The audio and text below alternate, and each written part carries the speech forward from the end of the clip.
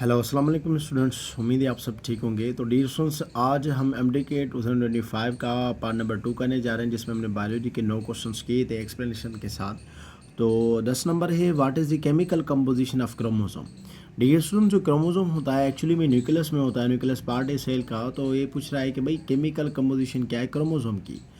ए है RNA and lipid, B है DNA and protein, सी है कार्बोहाइड्रेट न्यूक्लिक एसिड, डी है प्रोटीन एंड कार्बोहाइड्रेट। तो डिस्टूडेंट, जो केमिकल कंपोजिशन होती है क्रोमोसोम की वो होती है एक्चुअली डीएनए एंड प्रोटीन की। ओके। अच्छा, 11 नंबर है, which of the following surrounds myofibril skeletal muscles that stores and distribute calcium and during muscle functioning. Muscle functioning के दौरान जो सराउंड करते हैं मायोफिब्रिल स्केलेटल मसल्स में, वो कौन से होते हैं जो उनको सराउंडिंग में करते हैं। सार्कोलीमा, सार्कोप्लाज्मिक रेटिकुलम, ट्रांसवर्स ट्यूब्यूल्स या सार्कोप्लाज्म। तो डी स्टूडेंट, इसका बी है ऑप्शन, सार्कोप्लाज्मिक रेटिकुलम होता है जो क्या करता है, वो सराउंड होता है मायोफिब्रिल में, किसके दौरान, जब मसल फंक्शनिंग होती है। ओके। अच्छा, नंबर 12 है, शिवरिंग थर्मोजेनेसिस इन्वॉल्व्स। अच्छा, जो थर्मोजेनेसिस होती है इन्वॉल्व शिवरिंग होती है हमारी बॉडी में, वो कौन सा एक्शन होता है। वॉलंटरी मसल कॉन्ट्रैक्शन होता है, इनवॉलंटरी मसल कॉन्ट्रैक्शन होता है, डिहाइड्रेशन, हार्मोन सिक्रेशन। तो डी स्टूडेंट्स का जो करेक्ट ऑप्शन है वो इनवॉलंटरी मसल कॉन्ट्रैक्शन होता है। अच्छा, 13 नंबर है, guanine cytosine guanine cytosine pairs enhance DNA stability due to. जो ग्वानिन और साइटोसिन का जो पेयर होता है वो स्टेबिलिटी कर पाता है ड्यू टू डैश चीज़ की वजह से। कौन सी।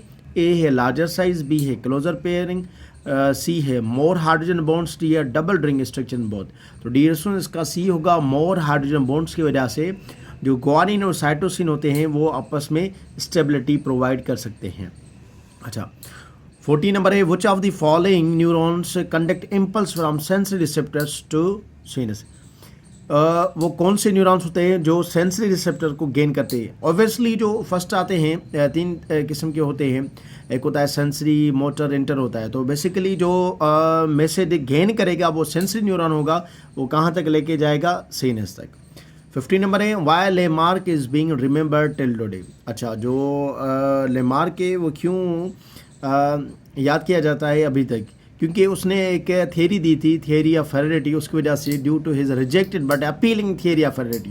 ये रिजेक्ट हुआ था कुछ पॉइंट्स की वजह से, लेकिन थियरी ऑफ हेरेडिटी की वजह से ये अब भी याद किया जाता है in the chapter of the evolution के अकॉर्डिंग। ओके डियर स्टूडेंट्स, अब है which of the following is not related to DNA. अच्छा, वो कौन सा है डीएनए से रिलेटेड नहीं। ऑब्वियसली सिंपल है, एडिनाइन, थायमिन, ग्वानिन वो साइटोसिन होता है, लेकिन जो यूरेसिल होता है वो आरएनए में होता है। दैट्स वाई यूरेसिल जो है वो डीएनए से कनेक्ट नहीं है, इसलिए इसका करेक्ट ऑप्शन होगा सी, यूरेसिल।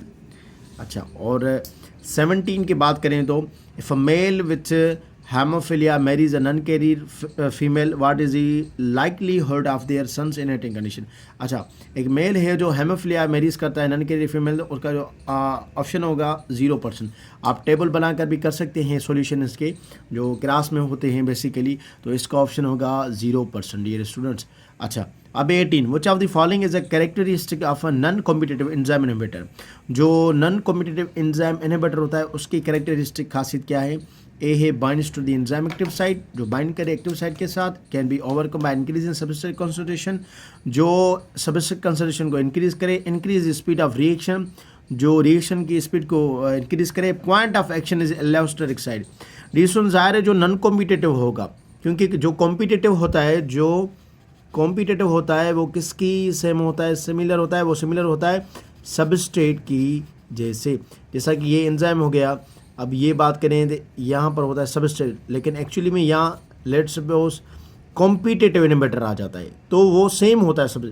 लेकिन जो साइड से अदर देन एक्टिव साइड आ जाता है, वो कौन सी साइड होता है, एलोस्टेरिक साइड। दैट्स वाई कहेंगे point of action is allosteric side. तो डियर स्टूडेंट, इस सेकंड नंबर पार्ट में हमने जो करा अपना एमडी के 2025 का वर्जन नंबर सी का जो क्वेश्चंस किए 9 क्वेश्चंस किए, आप पार्ट नंबर 3 में इंशाल्लाह आगे चलकर दूसरे भी करेंगे। तो मिलते हैं नेक्स्ट वीडियो में, अपना ख्याल रखिए, अल्लाह हाफिज़।